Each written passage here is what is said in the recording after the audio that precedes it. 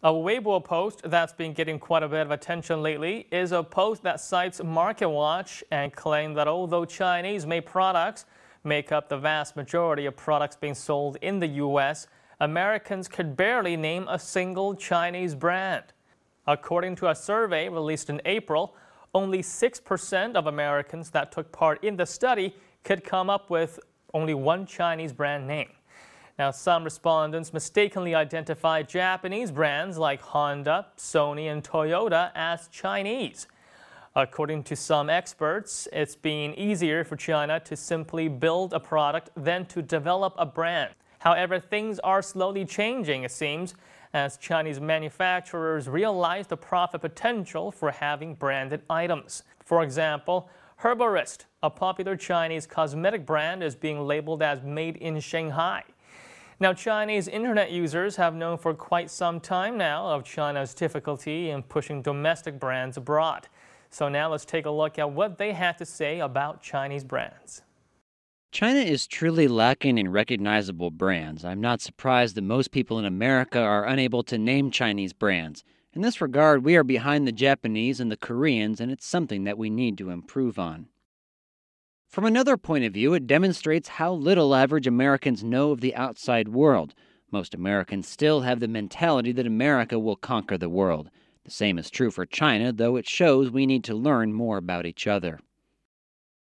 Chinese people do have brands. We used brands for hundreds of years. It's just that in recent times, with our role as the factory of the world, Chinese businessmen are seeking more profit in manufacturing, so nobody bothers to make and develop brands. How did Japanese and South Korean brands become successful? I think it has mostly to do with the wealth of their people.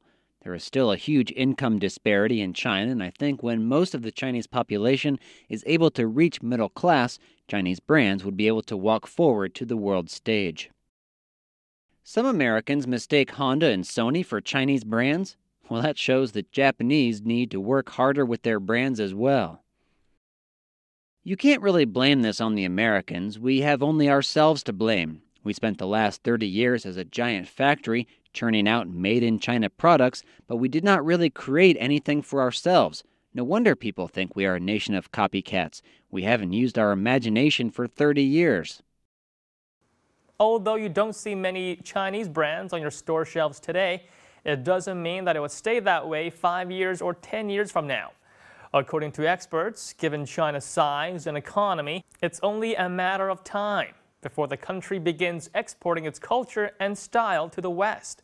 According to the president of the Luxury Institute, Chinese entrepreneurs have no intention of merely copying the best, but rather they want to create brands that can rival or exceed their Western counterparts. In fact, shopping trends in Shanghai, Beijing, and Hong Kong might already be finding their way into a shopping mall near you, albeit in a subtle way. Now, Millwardbrown provided a list of Chinese brands that they believe people should know and watch out for. And it includes Chinese banks like the China Construction Bank, the Industrial China Bank of Commerce, and the Bank of China. Now, the list also includes Chinese insurance companies like China Life and China Ping An Insurance. For manufacturers and producers, the list included Chinese brands such as Midea, Gree, and Haier, which are makers of Chinese home appliances.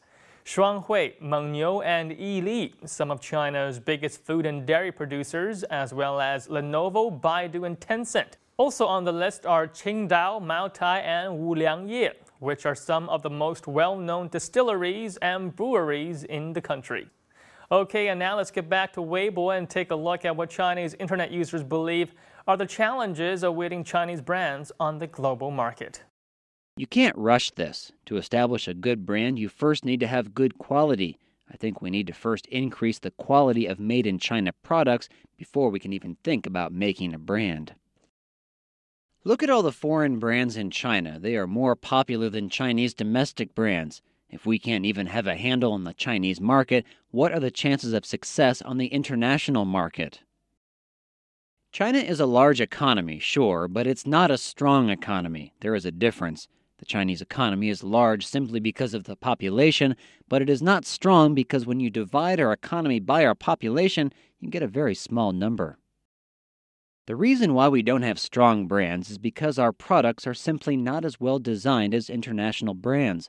Even though maybe they are all made in China, the foreign brands are simply well thought out.